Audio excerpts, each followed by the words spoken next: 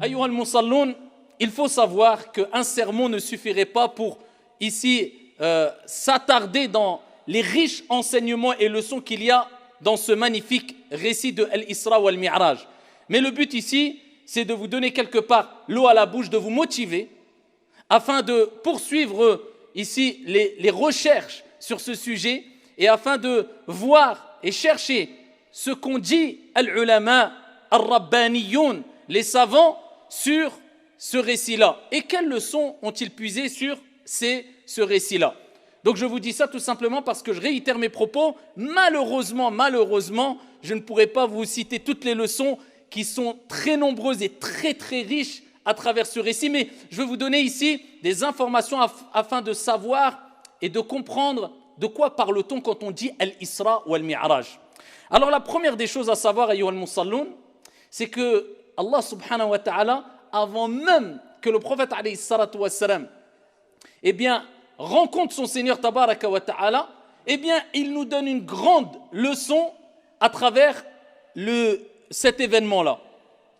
C'est la leçon suivante. Peu importe ce qui t'arrive dans ta vie, peu importe les difficultés que tu rencontres, sache que ton Seigneur a dit. Retiens cette parole, tu l'as déjà entendue, tu la connais peut-être, mais grave-la dans ton cerveau et dans ton cœur. La yukallifu Allahu nafsan illa wus'aha. Allah ne donne pas à une âme une charge au-dessus de sa capacité. Peu importe les difficultés, les problèmes que tu rencontres, sache qu'ils vont s'atténuer un moment ou un autre. Et sache que c'est un test de ton Seigneur tabaraka wa ta'ala pour tester le degré d'amour vis-à-vis de lui que tu as atteint, tout simplement. Et ici, les êtres humains divergent quant à leur niveau de patience, leur degré de patience. Et ça permet à Dieu, bien qu'il sache, mais pour nous montrer à nous-mêmes avant tout, de se rendre compte, que toi tu te rends compte, que nous rendions compte concrètement, où en sommes-nous par rapport à notre amour vis-à-vis de Dieu, car c'est à travers la patience qu'on sait où on en est dans notre amour vis-à-vis d'Allah subhanahu wa ta'ala. Et plus Allah, il aime une personne, et plus il l'éprouve. إِذَا أَحَبَّ اللَّهُ قَوْمًا إِبْتَلَاهُمْ كَمَا قَالَ عَلَيْهِ أَفْضَلُ الصَّلَاةِ وَأَزْكَى التَّسْلِيمِ. Donc, c'est quelque part une bushra, une bonne annonce quand tu es éprouvé et tu t'en remets à Dieu. Tu dis Alhamdulillahi ala kulli hal. Sache qu'aujourd'hui c'est dur. Walakin ce terme, Alhamdulillah ala kulli hal, il va te rapporter gros au paradis bi'idhnillahi rabbil alamin. Le prophète alayhi salatu wassalam, il a enduré comme personne n'a enduré. C'était le prophète alayhi salatu wassalam. Et particulièrement, tout au long de sa vie, mais particulièrement, vous connaissez toutes et tous, je pense, ce récit qui concerne Amul Huzn, l'année de la tristesse. Alors ça nous arrive à toutes et tous quelquefois quand on met la cassette en arrière de notre vie, de se dire, ah tiens, il y a telle année, cette année-là c'était une année particulièrement difficile.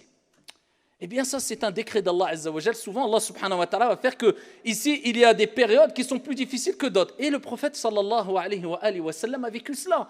Et en intensité fois 1000 par rapport à ce que nous vivons nous, ou plus.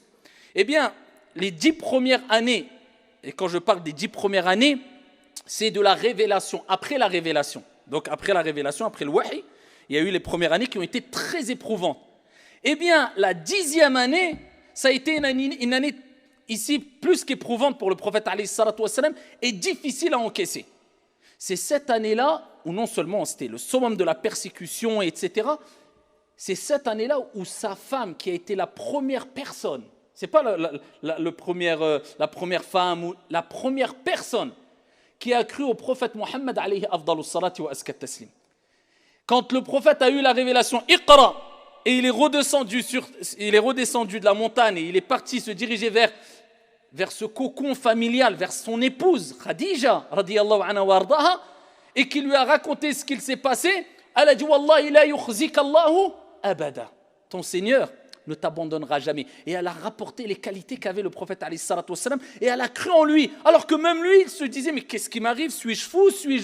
Il était en panique. Khadija, qui a été un grand soutien dans cette année-là, elle est décédée. Qui est décédé aussi? Son oncle. Avant Khadija, son oncle est décédé, Abu Talib. Abu Talib qui a été ici une personne qui l'a soutenu et qui a été un rempart pour le prophète alayhi salatu wassalam contre les agressions des Mécois, etc. contre lui. Donc Abu Talib a soutenu énormément le prophète. La même année, il est décédé. Le prophète prit de tristesse énorme. Le prophète, alayhi salatu wassalam, il ne s'est pas arrêté là. Vous avez 10 ans de dur travail. Il a tout sacrifié, alayhi salatu wassalam, pour que nous, aujourd'hui, cette année-là, ce moment-là, on soit dans un endroit confortable, en train d'écouter le prophète a dit, les compagnons a dit, Allah Jalla wa Ala a dit, dans une ambiance de sécurité et avec le ventre plein et en sachant qu'on va rentrer chez nous et parce que tout simplement on a un toit où dormir tranquillement. Alayhi afdalus salati wa askat taslim. Qu'avons-nous fait nous par rapport à eux? Ayna nahnu min haoula. Le prophète alayhi salatu wassalam, il ne s'est pas arrêté là, vous imaginez? Nous, dès qu'il nous arrive quelque chose, on dit ah, écoute mon frère, là je suis tombé malade pendant 3 jours, ne me parle pas pendant 3 mois. Même quand on prend du plaisir, on part en vacances, il faut se reposer 1 mois à l'avance. Je pars en vacances là, donc là je coupe tout. Là je pars en vacances. On revient de vacances, mon frère je reviens de vacances. Aïe, t'es parti en vacances pourquoi? On revient de vacances, il faut que je me repose, je repose.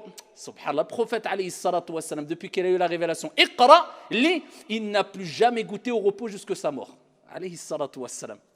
Eh bien le prophète alayhi salatu wassalam s'est levé à continuer son travail, de prêcher la bonne parole, d'appeler les gens au bien, d'essayer de réunir, de réconcilier entre les gens. Et il s'est dirigé vers Taïf, comme vous le savez. Et à Taïf, comment ils l'ont accueilli? Ils l'ont accueilli de la manière la plus dure qu'il soit. Au début, il est resté quelques jours auprès d'eux. Certaines personnes n'ont pas voulu répondre à son appel. Ici, d'après certaines versions, il leur a dit de ne pas ici signaler le but pourquoi il était là. Si vous vous refusez, taisez-vous. Ils l'ont signalé. Ensuite, ils ont réuni les gens du village, les enfants, etc. pour le pourchasser, le chasser de Taïf en lui jetant des pierres jusqu'à ce que ses chevilles et ses pieds soient remplis de sang. Alayhi salatu wassalam. Imaginez-vous, toi tu entends aujourd'hui quelqu'un est mort dans ta famille. Imagine-toi non, c'est tes soutiens les plus forts. Après avoir vécu des années et des années d'épreuves. Ton épouse décède, ton oncle décède, tu continues ton travail, on te chasse, on te jette des pierres. Quel degré tu vas atteindre ici, là, pour pouvoir patienter? Quel degré tu dois avoir pour pouvoir patienter? Seul un prophète, comme le prophète Mohammed alayhi salatu wassalam, peut patienter à tout cela. Mais c'est un exemple pour nous. Laqad kana lakum fi rasulillah uswatun hasana. Vous avez certes dans le messager d'Allah un excellent exemple. Il a patienté, enduré, je répète, pour satisfaire Allah et ensuite pour nous, pour toi. Donc on doit quelque chose au prophète alayhi salatu wassalam, suivre son comportement exemplaire, ses nobles moralités alayhi afdalus salatu wa askat taslim. Donc le prophète alayhi salatu wassalam, vous savez que da'watul mazlum mustajab, quand quelqu'un il est opprimé, alors regardez le niveau d'oppression. Plus tu es opprimé, plus il y a des chances que ton invocation elle soit acceptée. Le prophète alayhi salatu wassalam, il était opprimé. Allah Jalla wa Ala voit cette situation. La situation que vit son bien-aimé. Il envoie Jibril alayhi salam, l'ange Gabriel lui-même. Et à Mohammed, voici l'ange des montagnes. Il suffit, parce qu'il a entendu ce que tu as vécu, il a vu ce que tu as vécu, il suffit que tu demandes quoi que ce soit, eh bien il exauce. L'ange des montagnes dit, si tu veux, ô Mohammed, que j'écrase ce peuple entre 2 montagnes, je le fais. Kun fayakun, Allah Azza wa Jalla veut quoi que ce soit, il dit soit ici. Hana, on aurait dit, écrase les montagnes et montre-moi avec mes yeux pour que je vois les détails. Avant qu'on aime bien se venger. Le prophète alayhi salatu wassalam, hadith rapporté par Al-Bukhari ou Muslim fi Sahihain, il dit alayhi salatu wassalam, je souhaite plutôt qu'Allah subhanahu wa ta'ala sorte des reins de ce peuple une progéniture qui adore Allah subhanahu wa ta'ala l'unique. Ar-rahmatul muhda. Wa ma arsalnaka illa rahmatan lil alamin. Ça c'est le prophète alayhi salatu wassalam, il ne s'est pas vengé. Et ensuite, le prophète a continué son chemin. Il s'est arrêté. Non, il est rentré, il a dit à Sayyid, baraka. Il a continué. Mais Allah subhanahu wa ta'ala, il t'envoie des signes quelquefois pour te rappeler que tu es sur la vérité quand on ne peut plus. Allah, il ne te laisse pas. La yukallifullahu nafsan illa wus'aha. Il passe dans un endroit, alayhi salatu wa salam, il se pose et il lit Al-Qur'an. La parole d'Allah, kalamullah azza wa jal. Oui, qu'il a été envoyé qui à Taïf pour qu'ils écoutent, pour qu'ils reviennent vers la vérité. Ils n'ont pas écouté.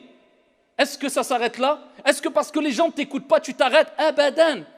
Toi, il t'est demandé de transmettre. Il ne t'est pas demandé d'imposer à qui que ce soit, de vouloir écraser les gens avec ta conviction religieuse. Toi, Allah, il dit au prophète, wa ma alayka illa al-balagh. Il ne t'est demandé que de transmettre. C'est tout. Tu n'as pas à imposer quoi que ce soit ou te dire « ils ne m'ont pas écouté, j'abandonne ». Non, le prophète, il a continué à marcher. Il fait halte dans un endroit, il récite le Coran. Les humains n'ont pas voulu l'écouter, mais les djinns l'ont écouté. Donc, ne te dis jamais, ça ne sert à rien ce que je fais. Abadan, tu ne sais pas. Wallah, peut-être 10 000 personnes vers qui tu dirigeais le message ne vont pas t'écouter. Une seule personne va écouter et à travers le message que tu as donné, eh bien, il va prendre des leçons et être profitable à 100 000 personnes. Allahu a'lam. Toi, transmets. Le reste, c'est Allah qui s'en occupe, incha'Allah ta'ala. Toi, il t'a demandé quoi? Il te demandait de planter les graines. D'accord? Et c'est Dieu qui fait pousser ce qu'il veut.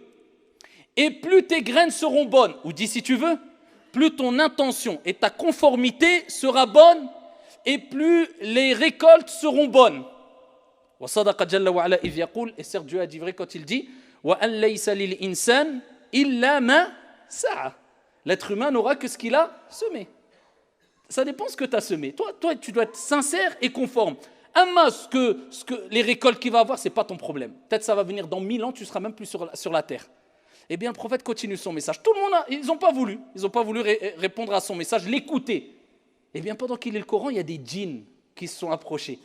Ils ont entendu cette parole et en masse, ils s'approchent du prophète alayhi salatu wassalam, ils repartent vers leur peuple en étant des croyants, en adorant un Dieu unique, en disant « Inna sami'na Qur'anan ajaba » On a entendu un Coran extraordinaire, étonnant. Et ils ont cru en Dieu et ils se sont convertis, ils ont embrassé l'islam. Alayhi afdalus salatu waskat taslim. Donc ne désespère jamais. Si les gens en face de toi ne t'écoutent pas, dis-toi dans ta tête, tant pis pour eux. Toi, tu as transmis, ça viendra d'autre part. Si tu es sincère, par contre, si tu es sincère, et si tu es conforme dans ta prédication avec sagesse, avec douceur, avec science, avec clairvoyance, sinon, tu perds ton temps, tu te fatigues pour rien. Le prophète, il continue. Il continue jusqu'à être à Mecca. Et à Mecca, il fait halte dans une maison, la maison de sa cousine. Il dort. Et pendant la nuit, qu'est-ce qui se passe? Eh bien, c'est Al-Isra. Al-Isra, c'est le voyage. Et Al-Mi'raj, c'est l'ascension nocturne. Al-Isra, c'est le voyage qu'a fait le prophète lors de cette nuit-là. Une nuit. Corps et âme. Corps et âme. Le prophète, alayhi salatu wassalam, eh bien, il y a le plafond qui s'ouvre. Il y a Jibril, alayhi salam, qui descend. Il y a Al-Buraq, cette monture-là, comme il est mentionné dans Sahih Muslim, qui est présentée au prophète, alayhi salatu wassalam, comme il dit lui-même, c'est une monture plus petite qu'un âne et plus grand qu'une mule. Et la monture, elle s'excite de joie parce qu'elle va avoir l'honneur de porter sur son dos Muhammad alayhi afdalus salatu wa askat taslim. Et donc le prophète alayhi salatu wassalam monte sur cette monture-là. Et ici, il part de Mecca jusqu'à Al-Aqsa à Jérusalem.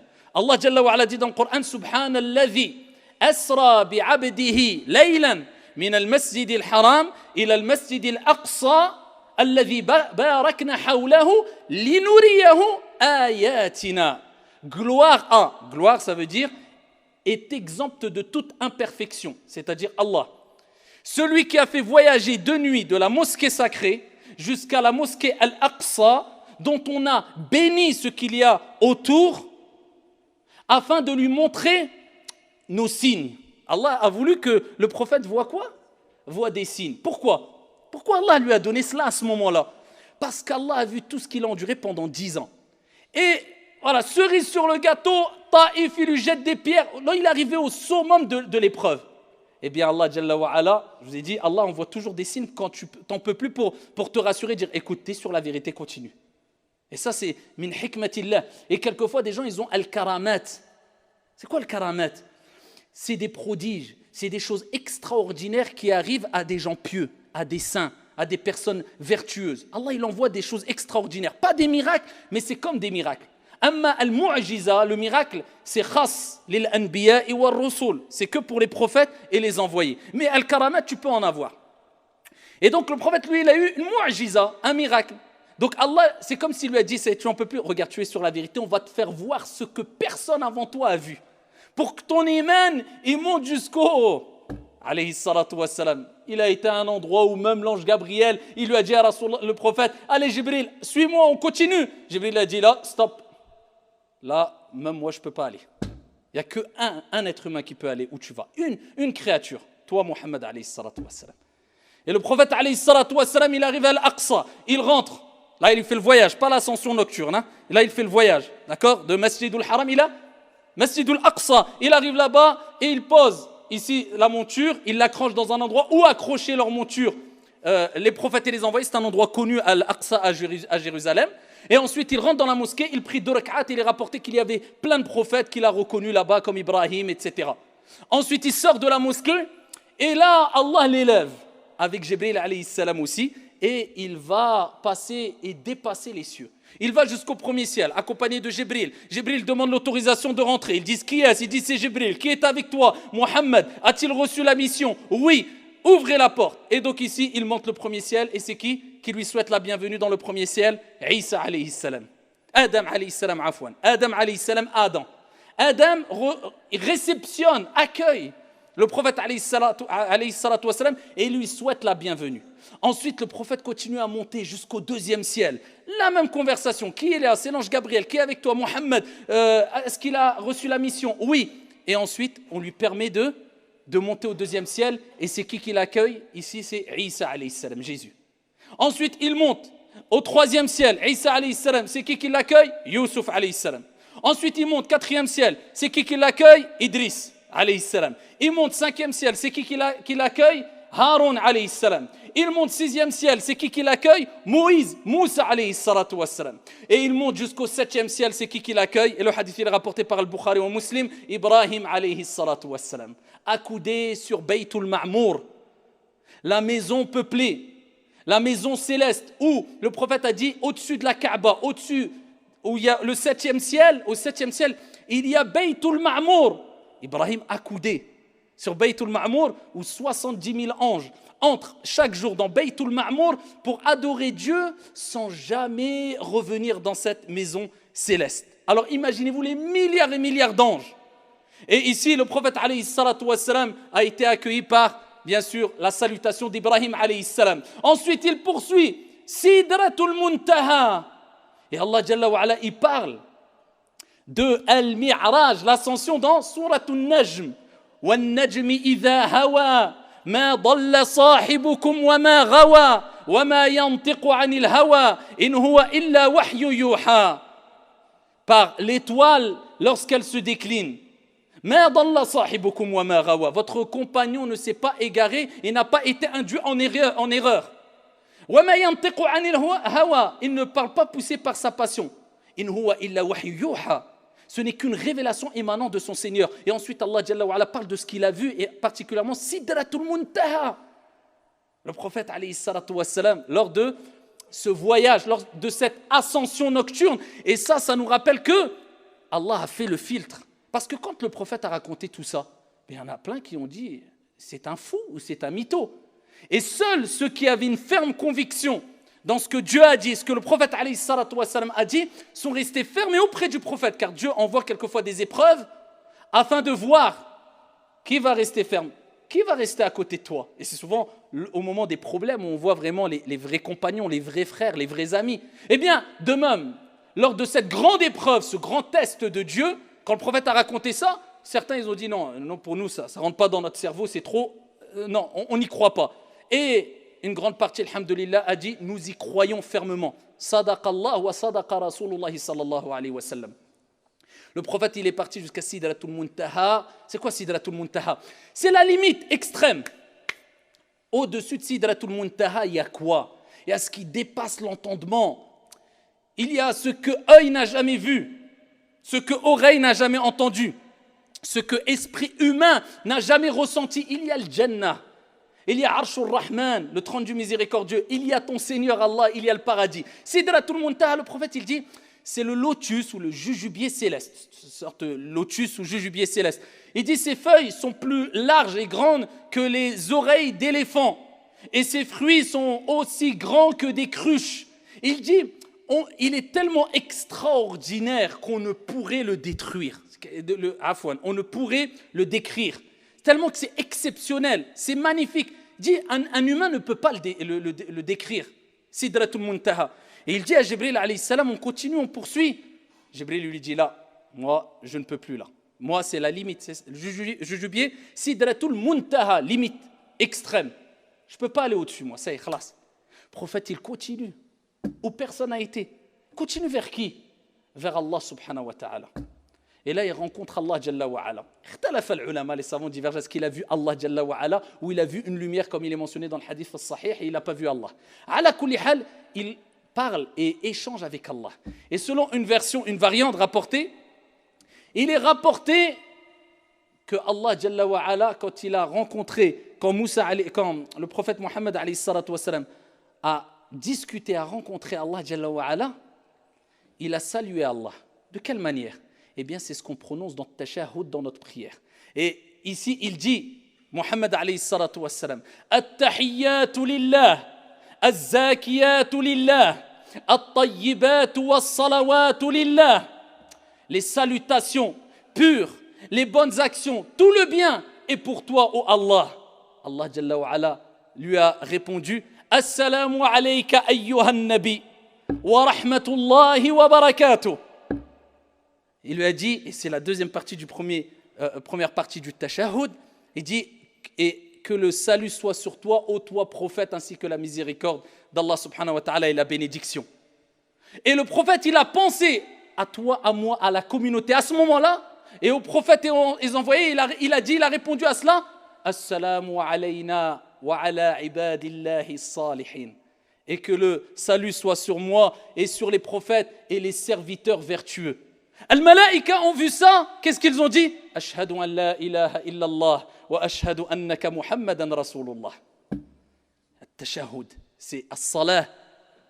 On doit vivre avec la prière. C'est la conversation d'Allah subhanahu wa ta'ala avec Muhammad alayhi afdalus salatu wa askat taslim. Ensuite, Allah Jalla wa ala, comme vous connaissez le récit, Allah Jalla wa ala directement, en direct, sans intermédiaire, Allah a voulu, eh bien, révéler, rapporter au prophète alayhi salatu wa salam un acte d'adoration qui est l'acte d'adoration pratique le plus important. Pas d'intermédiaire entre le prophète et Allah, Jibril. Non, directement. Dieu a attendu que le prophète il ait dépassé les 7 cieux pour lui dire, ici, tu as 5 prières à faire, toi et ta communauté. 50 prières à faire, obligatoires.